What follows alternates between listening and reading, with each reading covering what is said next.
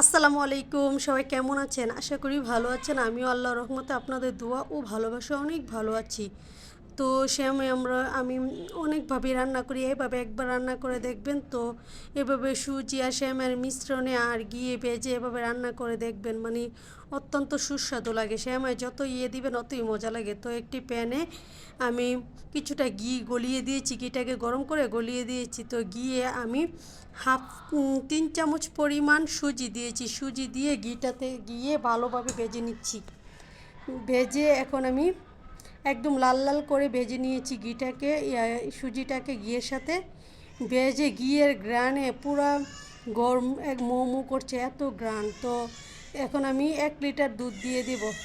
তো দুধটা আমি আস্তে আস্তে একটা একটা করে দিয়ে দিচ্ছিলাম। তো 1 লিটার দুধ এখানে দিয়ে একদম লাল লাল করে জাল দিয়ে নেব। তো এখন আমি দিয়ে দিলাম দারচিনি, তেজপাতা, কালো কিশমিশ, সাদা কিশমিশ, কাজু, তারপর তো দুধটাকে একদম ঘন করে জাল দিয়ে নিব। তো এখানে আমি হাফ কাপ চিনি দিয়ে দিলাম, তারপর 3 চামচ গুঁড়ো দুধ দিয়ে দিলাম। দিয়ে দুধটা মানে যত দুধ পড়বে মিষ্টি ডেজার্টে যত দুধ পড়বে, তারপর মানে যত আপনার বেশি বেশি দিতে পারবেন ততই মজা লাগে। নাটস, তারপর দুধ, তারপর কিশমিশ, এগুলো যত বেশি দিবেন অতই ভালো লাগবে। তো দিয়ে আমি একদম জাল দিয়ে প্রায় 1 কেজি দুধকে হাফ কেজি করে নিয়েছি।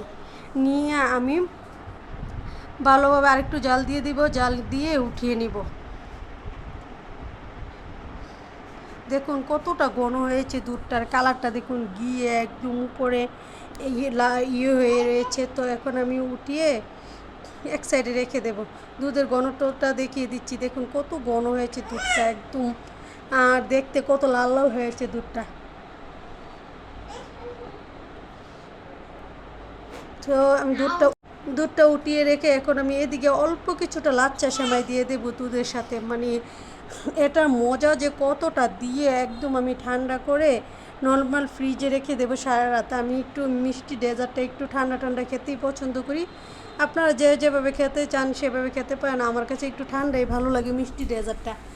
তো আমি সুন্দর করে এখন সবগুলো দুধের সাথে সবগুলো লাচ্চা সেমাই মিক্স করে নিয়েছি, মানে 1 প্যাকেট আর হাফ দিয়েছি আর কি, পুরোটা দিইনি। ভালোভাবে মিক্স করে নিচ্ছি একটু দুধের সাথে দিয়ে। এখন আমি একটু ঠান্ডা করে নর্মাল ফ্রিজে রেখে দেব। এই তো দেখুন কতটা সুন্দর হয়েছে।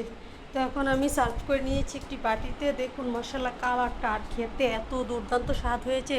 উপরে আমি কিছু নাটস, কিশমিশ, তারপর এগুলো দিয়ে এখন পরিবেশনের জন্য রেডি করে নিলাম। আর খেতেও দুর্দান্ত স্বাদ ছিল। সবাই ভালো থাকবেন, আল্লাহ হাফেজ, আসসালামু আলাইকুম।